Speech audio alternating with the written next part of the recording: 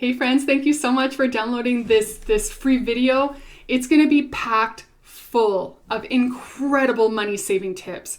And these are things that I actually teach my clients so that as they're shopping for quotes, they know they're getting the best quote. And a lot of times, even with my own clients, when they want to hire me, I'm like, you need to ask me these questions to protect yourself. Because one thing I see online all the time as it relates to web work is people that just don't know what they're buying and they get ripped off and they're afraid to ask. And it's sort of this catch-22 where they don't want to look stupid in front of their web person, so they don't want to ask, but then because they don't ask, they can get ripped off. So it's sort of having the courage to ask these questions. And I just want to let you know, these questions are not rude. If people ask me these questions as an agency owner and they're asking me these questions, it shows me they know what they're doing. They know what they're shopping. They are an informed consumer. That is going to be a great client to me. If someone, and I'm going to teach you how to handle it if your web person doesn't answer these questions properly or doesn't give you the answer you're looking for. But really, you deserve to get these answers. So if you get any pushback or any attitude, move on. Because these items are going to affect the price of your job, and they're sneaky. They're sneaky items that you don't know that will be billed or could be billed. So let's go through it. I'm going to be reading off a document, so I'm not going to be looking exactly at the camera, but I'm going to circle back and forth because I just don't want to miss anything. So, number 1, you don't have to commit. Ask if they have a no-risk trial period in which you can work together to try each other out before you jump on a big project together. This one is huge. Let's imagine you're doing a website redesign and your website's 10 pages. And a 10-page website could be 10 grand. It could be maybe $5,000 depending on the level of complexity as we've talked about, right? But if you're shopping, you don't have to hire someone for all 10 pages. You can hire someone for 1 page. You don't have to commit to the whole project. Like I tell my clients all the time, if they're a new client, and it works in both ways. If I get a weird vibe off a potential client, I don't want to commit to a whole job with them. I want to do a trial job. See if we like each other. See if we have good communication. See if it's going to work. You can do the same. So let's imagine 10-page redesign. You're interviewing people. Let's say there's a couple people you're interested in. Fantastic. Give that homepage design and development to a couple people. If you like them after the homepage, for example, designing it and building it, very, very important that they're good designers and good developers. If you're redesigning, they need both. Again, maybe 2 different people, maybe 1 person. You are not obligated to hire them for the whole job if you're not sure. Ask them about that. Hey, you know what? This is going to be an expensive project. Are you okay if we start with just a small piece just to see if we have a good working fit together? Yes? Awesome. Professionals are going to say yes. Professional web people are going to be smart. They're going to, again, we don't want to lock in on a job where we don't know if we're going to have a good experience too, right? We interview our clients as much as people interview us. It works both ways, right? So we want to make sure that we have a good fit. Someone who's going to give you pushback on this is going to be someone who's a rookie, someone who's not sure, someone who isn't willing to kind of give you the benefit of the doubt and work with you. I would just pass. I would pass on that if they're not willing to start small with you because it's a process of earning trust. It's natural to start small. Number 2, you don't have to take what they give you if you don't like it. Understand their revisions policy for design phase and dev phase. So this is more applicable if you're hiring someone who the design process is not collaborative. For example, there's some agencies where, like my team and I, incredibly collaborative. We ask for feedback, colors, mock-ups, like mood boards, brand guides. Like we really work hand in hand with our designer on design. So by the time it's actually designed, it's a very good chance they're going to like it. But some agencies, some teams, some designers, some developers, they just don't do that, which is fine. And they will mock up something for you. And they kind of come to the table with design or a template or a structure or a format or a layout. And it's kind of like an out-of-the-box kind of thing. Again, which is fine, right? So if that's the kind of situation where you find yourself, where you're kind of buying something out of the box and it turns out you don't like it, Find out in advance what their revisions policy is. Do they have a revisions policy? This is very important because I work with a lot of agency owners that do not provide revisions. They just don't. They're like, this is what you get, $1,500, bam, this is what you're buying, period. Maybe one round of small revisions, but nothing big, nothing like not a major redesign.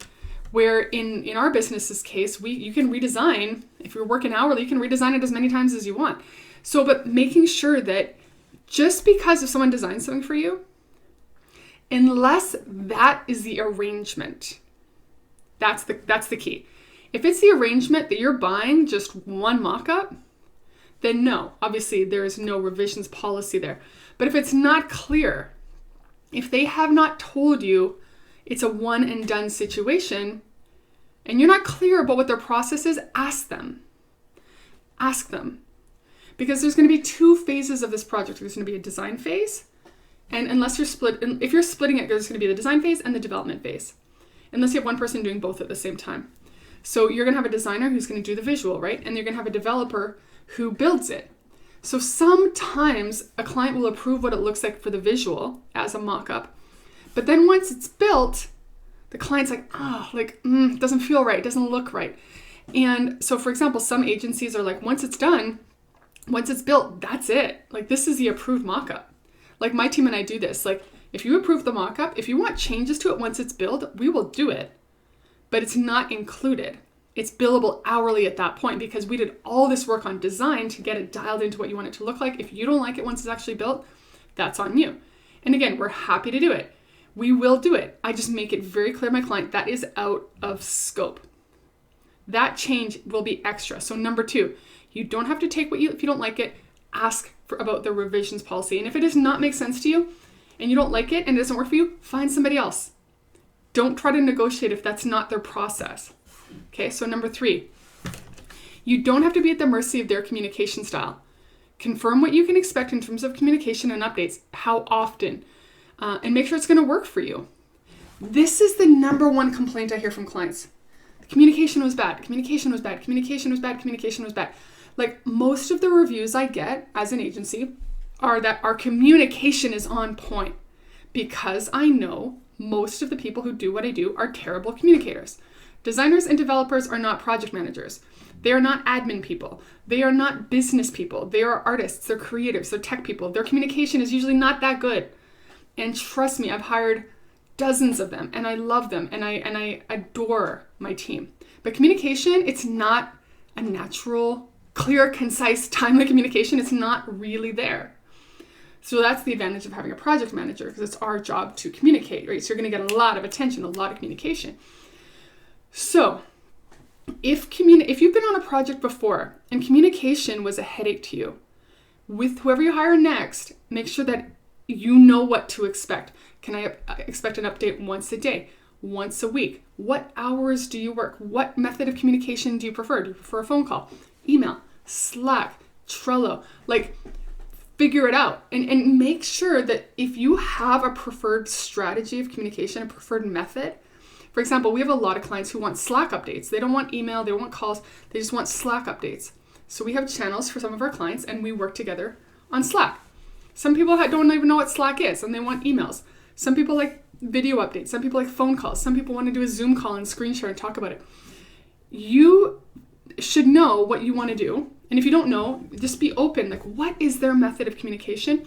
And the number 2 thing, how often can you expect updates? Because everyone has had that experience where they hire someone and then you don't hear from them for days at a time. It's so annoying. I've been there. So annoying. The reason I fire people is for that reason, just lack of communication, right?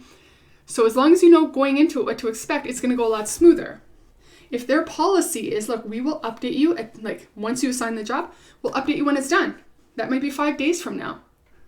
If that's their policy and that doesn't work for you, then find somebody else. It's okay.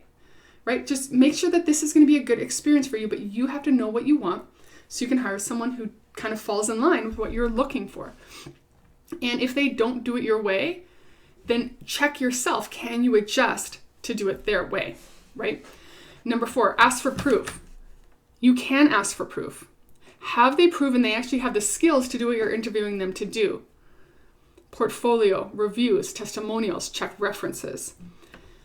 This one is important, and I think most people are pretty good at this, because I know when I get interviewed for a job, they always want to check my portfolio, they want to read my reviews, they want to do their due diligence, which is awesome.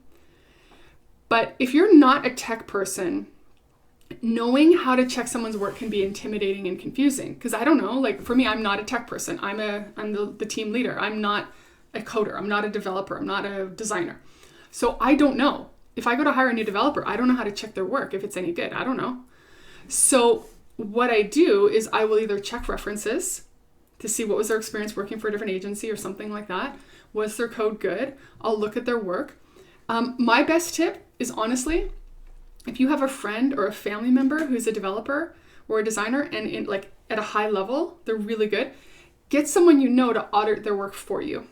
So get them to send you their portfolio, their Git repository, whatever, GitHub, and get someone to check their work if you're not sure. And if their work looks sloppy to you, then trust your instincts, right? But just, again, make sure that you don't have to know how to audit their code. You don't have to know how to do that. But if you're confused and you're not sure and it really matters that they have that specific experience, bring in someone else to consult and help you decide whether this person does actually have the technical qualifications to do what you're asking them to do. Number 5, you can ask them to put it in writing. Have they put their itemized estimate in writing showing what it does include? This one is really important. When we quote work as a team, we itemize. We're doing number this, and then this, and then this, and then this, and this one is 8 hours, this one is 2 hours, this one is 1 hour, this one is 4 hours. And then we send that estimate to our client, and they have to see anything missing, anything that needs to come off. And we dial in this quote. So there is no confusion about what the job does and does not include. And then when we sign off on it together, there are no questions. Then and only then do I send a retainer request. But if it's not in writing, that's going to come back and bite you in the butt, for sure. Because what happens is two sides. One, you're going to think, oh yeah, I told you I wanted that. And you read the estimate, it's not there. And there can be a lot of drama. That happens to us sometimes where we get a client, they hire us, I told you we needed this done. And we go back and we review the proposal that we both agreed to. You're like, it's not here. Oh, hey, sorry. Yeah, I meant to ask you about that. Or when it comes to billing, for example, you can't get billed extra because you had this clear scope. So if the developer's like, oh, we also did this, I didn't agree to that. We agreed to get it in writing, itemized, broken down, no questions, no confusion about what the job is. Website design, $2,000. What does that include? Does that include graphics? Does that include animation? Does that include revisions? Does that include get the scope, get the specs, get the details? Because billing confusion is stressful for everybody. For you, often feeling overcharged. For us, feeling underpaid. So, get everyone on the same page, figure it out, break it down by time so you can see item by item where we are, and it just creates so much more clarity when you actually go to pay for it, because we're all on the same page. Number 6, you can ask for fair billing setup. This one's important. Ask them about their billing policy as it relates to them making a mistake, misunderstanding the scope, after you've taken the time to clearly explain it. Ask for their policy on handling unforeseen complications. This one is tricky, but very important. Let's imagine you hire a web developer or a team, and they come in and you thought you explained the scope. It was written down in the proposal, and they work in the wrong direction.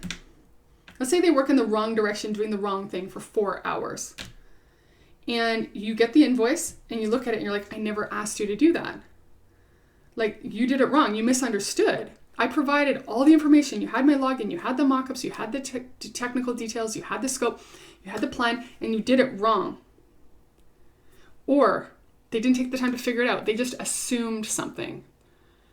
And if there was a miscommunication or something wasn't clearly explained, then that's a little bit different. That's a little bit great. But let's imagine that they made an obvious mistake. Or let's imagine they did something and they break something. and now there's time to clean up something that they broke. That should not be billable to you, the client. Their error should not be an expense to you. Ask them in advance, what happens if you guys make a mistake? What happens if you don't follow the scope? What happens if you don't follow the directions? What is your policy on revisions to errors and mistakes that you guys made? Because imagine they do something, they update a plugin without taking a backup of your website. That plugin update breaks your website. They didn't take a backup. Best practice is to take a backup. They didn't take a backup. They made a mistake. Now, there's no way to restore the website. The website's broken. It's going to take 20 hours to put the site back together. That is not billable to you. That's not your fault. And this is going to take a little bit of technical acumen to understand what is and what isn't and what happens. And that's a whole other level of website project management. But to find out in the beginning, what is the policy on mistakes, them misunderstanding, and they could have asked you but didn't, and they worked in the wrong direction.